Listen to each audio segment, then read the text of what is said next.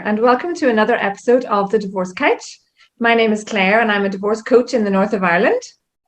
Hi, I'm Simone, and I'm the divorce coach based in Germany. Hi, I'm Salma, and I'm a divorce coach based in London. So thank you for joining us on the couch today. I hope you have a coffee.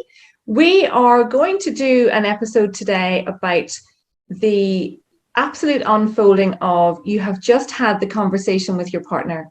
So whether conversation to the table or whether your partner has brought the conversation to the table and you either were aware of it or weren't, what happens the moment after that conversation where one of you say, that's it, we're done, I'm out, in whatever form that happens to look like?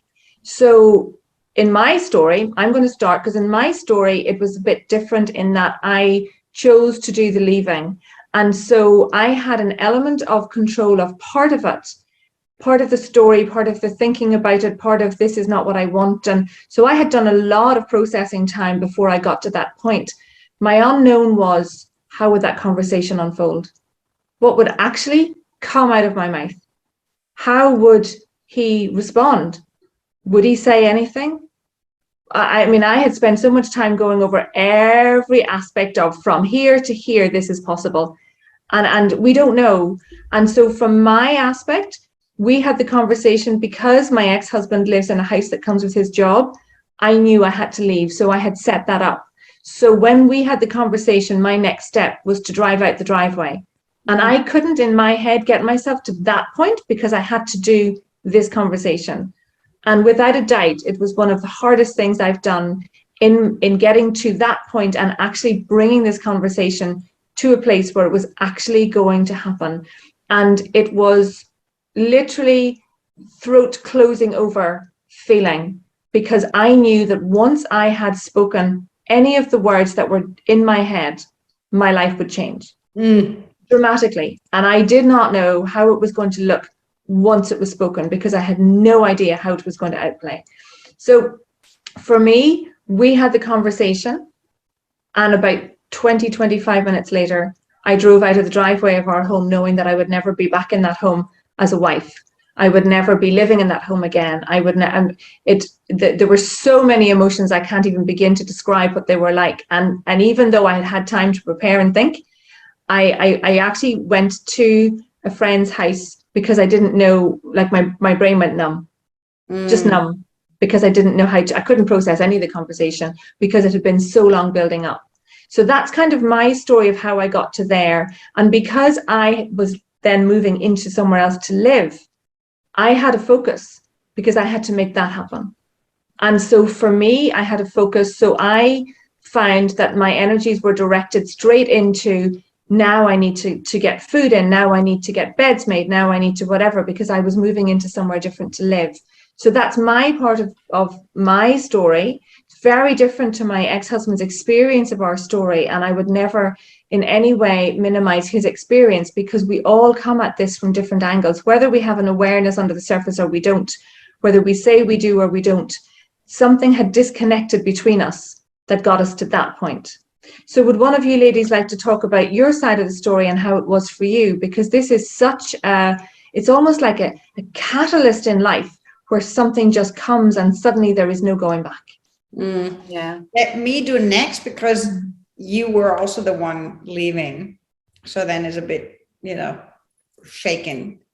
It was, it's a dialectic process, right? You know what? It's boiling. You can sense it coming. It's coming. And all of a sudden, boom, it's basically water heating. And all of a sudden now it's boiling. It's that dialectic. We had that talk. And to me, because my ex-husband said, I don't want to leave, but I also don't want to stay. Oh, God. And then I had to say out these words. And you know what? If I make a movie, I think basically you have images and, with everything and they're talking. And all of a sudden, I would probably then say, now is where the abyss is. Basically, stare, or there's just whiteness.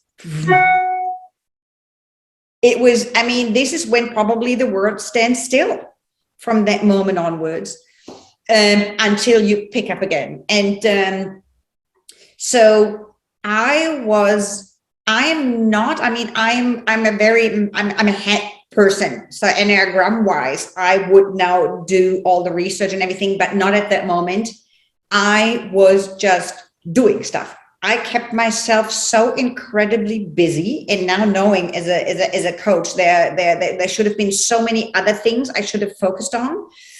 But I was just, before we now go into the next step of this conversation, I was just doing things. And being a child from a divorced background, my biggest fear was the talk to the children and whether they would be all right. That was my biggest focus. Everything from that moment onwards was, you know what, would the kids be all right? So this is that part for me.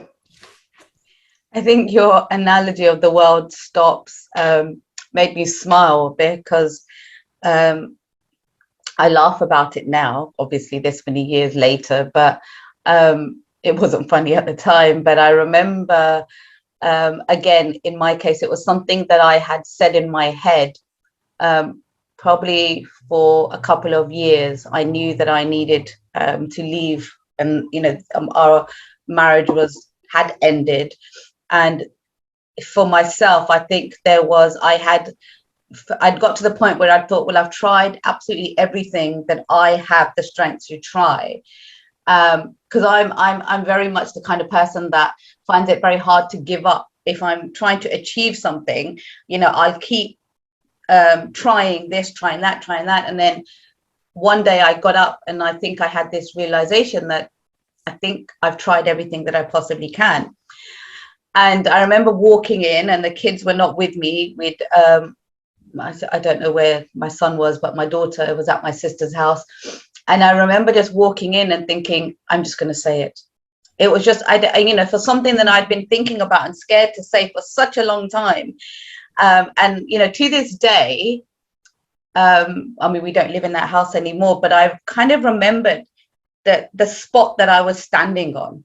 And where he was standing, and I remember just saying it and just suddenly feeling like the weight of the world had been lifted off my shoulders. And it was quite a bizarre moment, because I said it, and because of the way that our relationship was, he didn't consider me to have an opinion or be brave enough to do this. And I remember, I'll never forget his first line when he said to me, do you know what you've just said? And I remember saying, actually, I think this is the first time I do know what I've just said. And then after that, there was like silence. And the funny part is that day it was my sister's birthday party. And we had a karaoke dress up party organized. So everybody was supposed to be coming as their favorite pop star.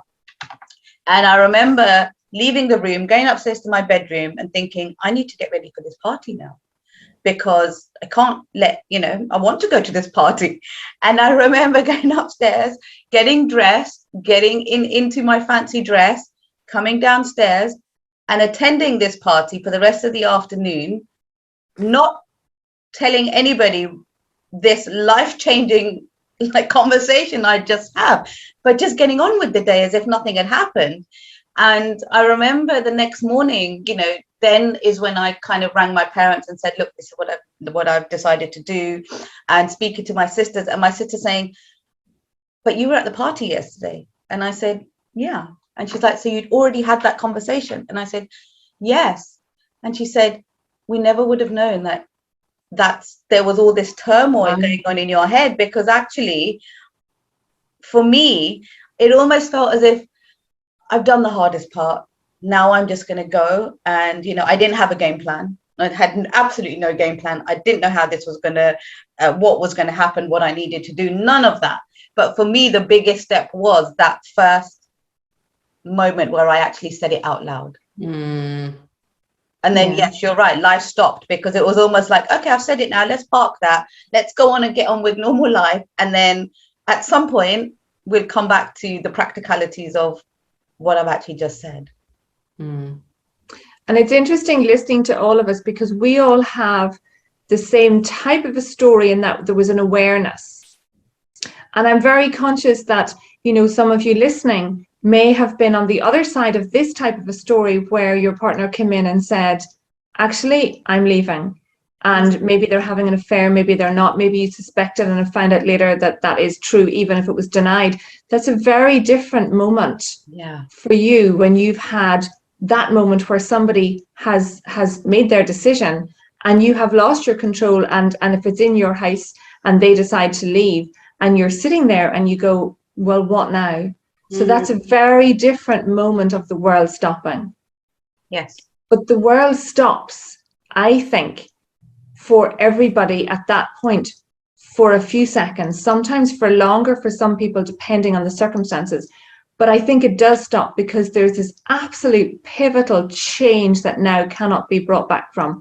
Or if it can be brought back from, because sometimes it is because an awful lot of work is put in by two people to create that, to make it happen. Yeah. But at that moment in time, there's like this explosion that just changes the atmosphere.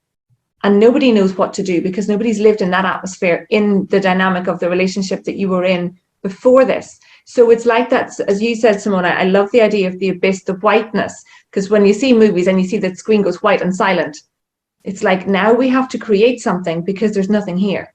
So what you've had up to here has been all of the different things that have got to this point, and suddenly there's like, now what do we do? How do we do this? Yeah. And, you know, some of you listening may have been in the situation where your marriage isn't working and you want your partner to move out and he doesn't, and or she doesn't. And what does that look like? So there's lots of different dynamics. And I know in my case, if I fast forwarded 2 days or 3 days to the Monday morning, I woke up in an apartment on the Monday morning before I brought the children to school, knowing that a lot of people knew at that point. And I remember lying there thinking, you know, have you heard of the analogy of, you know, closing the door after the horse is bolted? Yeah. It's like, what's the point of closing the door? The horse isn't there anymore. I remember lying in that bed going, what do I do now? How do I do this? Because I had taken all of my energy getting to the point where I had had the conversation. The next part for me over that weekend, as you said, Simone, was how do we tell the children? I couldn't get to that point until I had had the first conversation. Yes. And so I had a focus of the children next. So we had told the children by the Monday morning, I didn't know how to do this. I didn't know how not to be a wife. I didn't know how to communicate in a different way. I didn't know anything. And it's that white screen of where do you start at that point, figuring out how to go forward. Okay. But also there is this, you know, this whole conversation about telling the children. I think we put quite a lot of pressure on ourselves that, okay, we've suddenly said this and now we have to quickly tell the children. But I feel, and I may be wrong, that it may not work for everybody, but actually you know, when you've had that initial conversation, you need to spend a period of time where you are sort of getting your thoughts together, getting your sort of an idea of what this is going to look like or how you want to approach this. Because sometimes, you know, we've said it doesn't necessarily mean it definitely didn't in my situation, that my husband did not pack his bags that day and leave. So there was a period of a couple of weeks, a couple of months where we were still trying to figure out, okay, how is this going to happen? What is this going to look like? And so, because in our house, at least, the conflict was already there. So, you know, in fact, it was almost like the conflict slightly subsided once we'd got to that point, because it was almost like we were no longer, there wasn't that tug of war going on that we had inside the marriage. So we actually told our children potentially, well, I'll say we, but it wasn't we, he decided to tell them by himself, probably about 3 months after we'd had that conversation. So it wasn't, because we knew that he wasn't going to be able to move out immediately. So we kind of had, you know, sort of these conversations in between during that time. You know, he needed obviously time to, on some level, accept that this was a final decision for me, because I think sometimes when you're the person being told, you have to understand that, you know, the other person's obviously been working on this decision for quite a long period of time.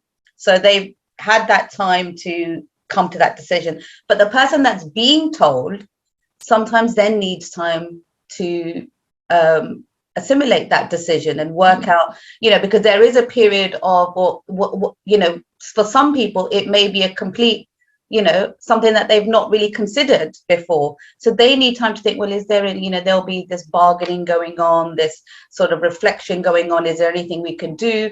And they have to get to the point where they have to realize that the other person's decision is not going to change. So this is going to happen, and that can take some time. Do you know what I just thought? Can I just jump in here? Yeah. You know what I immediately thought? I love working in analogies. You know how in Asia, after you've given birth, you have this confinement period. So basically, mother and baby are being by themselves for, I don't know, 3-4 weeks. 6 weeks, yeah. And I love the idea, and I don't know how that would translate into a separation. I love the idea of, in Germany or in America, you probably give birth and the next day you're back at work. Basically, I'm very abstract. Stop. If, if any of you is thinking about it, give yourself the time. And I like the idea when you said, I didn't even tell my sisters at that moment, keep that for yourself and let it again very slowly unfold. And if this is the only gift, I think, in a couple, no breaking up, even though, regardless of where you are, and I don't know if we have to write a book on it and then maybe just, educate people about it. If this is the one last gift you can give your relationship, take your time. Don't go rush into anything. Yeah. Try, at the end of the day, something is no longer working. And whether you don't like it or you have made the decision, but at the end of the day, the idea is that something is no longer a union, but you become two separate individuals again.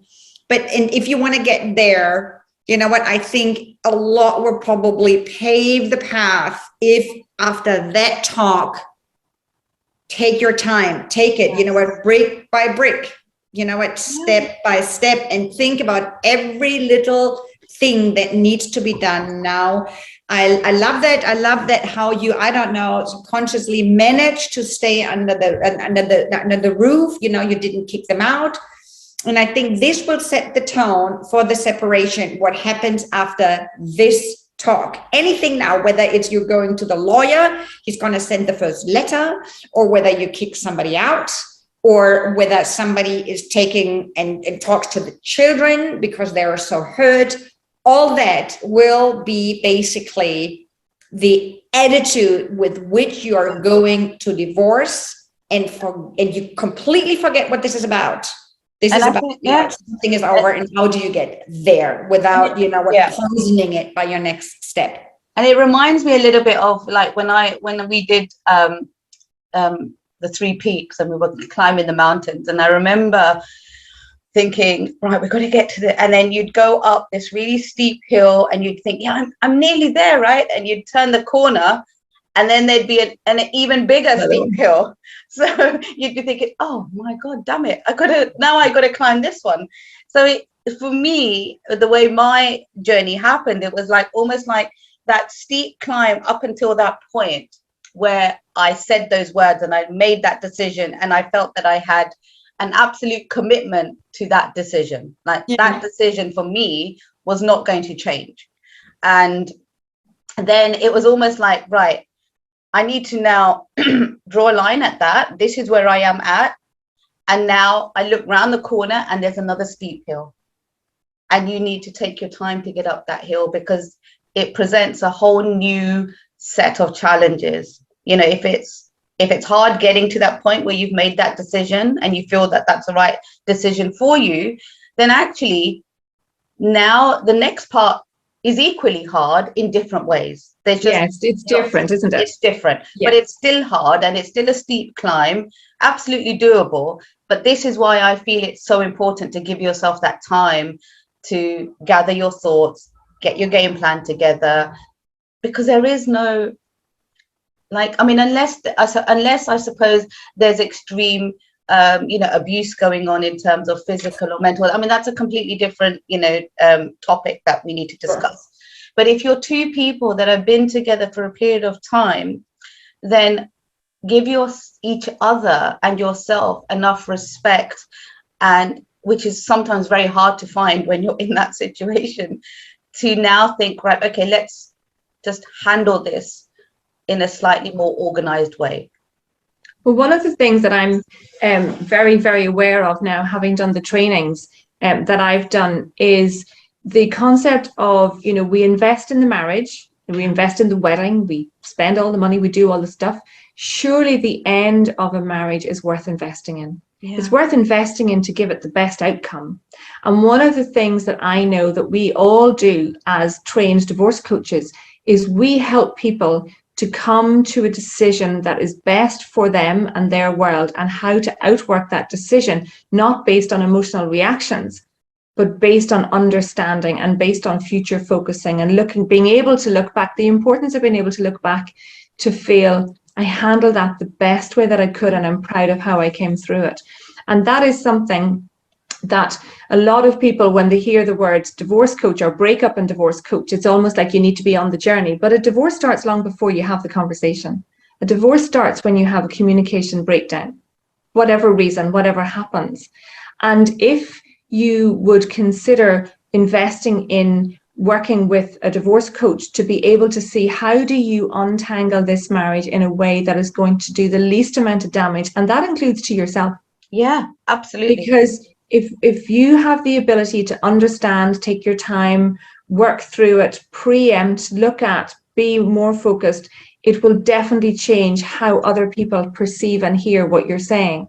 But equally, I'm aware that if you're on the other side of this and this is not your choice, you're left with lots of emotions that leave you feeling, what do I do now? And this is what we're trained for. We are trained to help any of you on any side of a divorce journey, whether you're doing the leaving or you're not, whether you've been left. How do you pick up? How do you move forward? How do you figure out, what do you do next?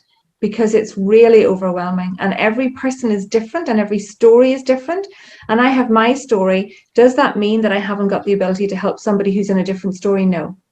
Do you think we can use this episode to give away a few practical tips? I mean, this is all very theoretical, and this is basically changing how to split. I think many might not, as you've just said, be in that position. So if somebody, I've just had recently over the past 2 weeks, 2 clients, and they're just overwhelmed. So basically they've just said, okay, this is it. And now they don't know what to do next, right? They say, now I'm basically without perspective. So, that's the emotional side of it taking over. And I think that's why, as Claire said, to sort of be able to work through those, because when we're in a heightened emotional state, whatever that might be, whether it's, anger or sadness, or, it's, are we in a position to be making decisions that will potentially impact the rest of our lives? So if we're making those, because at that point where you've said, I'm filing for divorce, or, you've been told that your partner's filing for divorce, you're going to be angry, you're going to be upset, you're going to be emotional, but you're also going to be expected suddenly to make these massive decisions about finances and where you're going to live and how you're going to tell the children, all of which are massive decisions that you're going to have to make. Do you want to make those at a time where you're not even able to rationalize your own feelings at that point in time? That, you may be driven by this anger where you just want to lash out at your partner because of what they've just said to you. Is that going to be in the best interest when you're telling the children, if you're just so angry at your partner? So, or, you're just so sad, because these things, just sort of, I feel like if we don't deal with those emotions, we're just stalling the process. If we're going into mediation because we're angry and we're going to spend 6 months fighting over a house, when ultimately the judge could make a decision, then this is where it gets complicated. You have to deal with the emotional turmoil that's going on inside your head. Well, what about if we likened it a little bit to, I was sitting here listening to what you were saying and mulling it over, and being a nurse, I suppose I go back to nurse stuff, and I'm thinking, if somebody gave you a diagnosis and said you had cancer, it's life-changing, it's earth-shattering, the future's unpredictable. What is the first thing you do? You go and you find out more, and you go to somebody who knows about it. You get support. Yeah. So the first thing that I would be suggesting that would be the most helpful is support, whether that happens to be your GP or your closest friend or a divorce coach or whoever it happens to be, because my default would have been to get support. I just wasn't, when I look back now, I wasn't sure where to get it from. But if support is what we do on a practical level, on a physical, earth-shattering information, why would it be different for this when this is just as impacting? It's just different. I think probably this is because in Germany you have to have legal representation. I would probably think, and I would like to, if we have 5 more minutes, I would like to maybe just quickly discuss it. I think the first thing in Germany somebody here would do is they would go straight to the lawyer, and then the lawyer maybe not realizing how important it is, maybe to just, work with the emotions first before they then start to work or set to work. So if you are in an environment where people tell you, okay, now you have to see a solicitor, now you have to see a lawyer, you know what, you need to have some legal representation. Maybe this is what I would think, but what you say is basically give yourself the gift of, at least before you go and speak to a lawyer, give yourself the gift of educating yourself what this is about, right? Don't just go to the lawyer and hand over your power. Go and speak to the lawyer, but then do a little bit of research. Maybe, use Google. And this is what I'd suggest, but if you feel this is the next thing, because people, I think in Germany, that's what everybody would tell them. Okay, well, do you have a lawyer? Yeah. So, and even you're in that emotional turmoil, prepare yourself. What do you say? Is that? Yeah, I completely agree. Yes, there may be times where, you, just because you're going to see a lawyer or a solicitor, as we call it here in the UK, it doesn't mean that you have to make that decision as to which solicitor and when you're going to instruct them. Like you said, educate yourself, speak to a couple of solicitors to sort of get an idea of what does this journey now look like. There's loads of websites that will take you through the process, so that at least in your mind, you're preparing yourself for the stages that are going to come up, because every stage is going to require a certain level of planning. It's going to take a certain level of strengths. It's going to take a certain level of understanding as to, okay, what am I trying to achieve here? What is it that I need to get my head around? Because for me, that was one of the hardest things, is like, how do I get my head around this? Yes, I know that I made that decision, but how am I going to get to the end? Because I didn't even understand the legal process. And, I didn't even understand the time scales. I didn't understand the documentations that I had to submit at what point, what was mandatory, what was not mandatory, all of these things. And, if we make ourselves aware of that information, then we're in a much better position to start deciding, okay, this is how I want to play this out. I want to hand it all over to a solicitor because I don't feel that that's something that I want to, or I'm capable of doing, or, I don't have time to do it, or whatever the reason may be. Or I'm going to try and do this. Lots of people are doing the divorce on their own, but it's about understanding what those different journeys entail and will require from you, because they require a completely different level of management and stress. If you're managing the process by yourself, do you understand what that is going to require from you? I think there's 2 very distinct pathways here that we brought out today.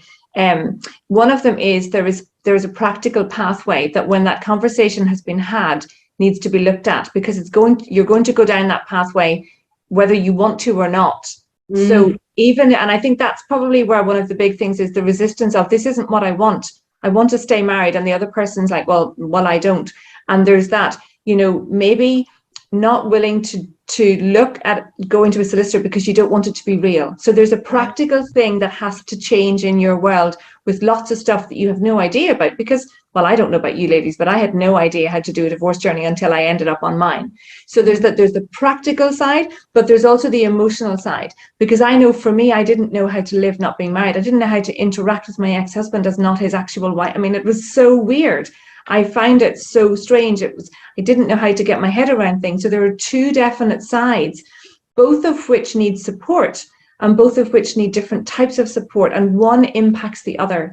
How you manage on your emotional, how you manage on how you see it, how you cope, how you get up, how you figure this out will impact how you show up with a lawyer, how you figure out what you want.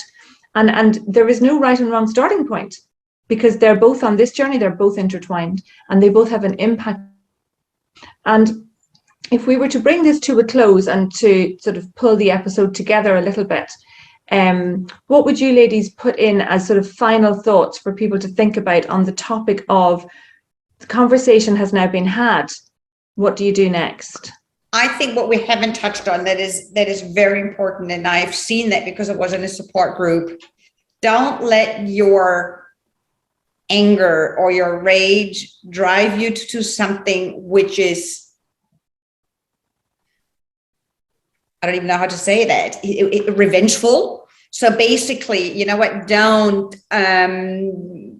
break things or steal things or, you know what, stalk on Facebook and make negative comments. You know what, just basically, who are you as a person and how do you want to show up in life applies to this situation as well. Yeah. I think that's just something that we haven't touched on. Don't do anything that you would never allow your children to do, even though you're enraged. You know what, then just call your friend or I don't know what, hit something, but don't, you know, do anything that you regret later.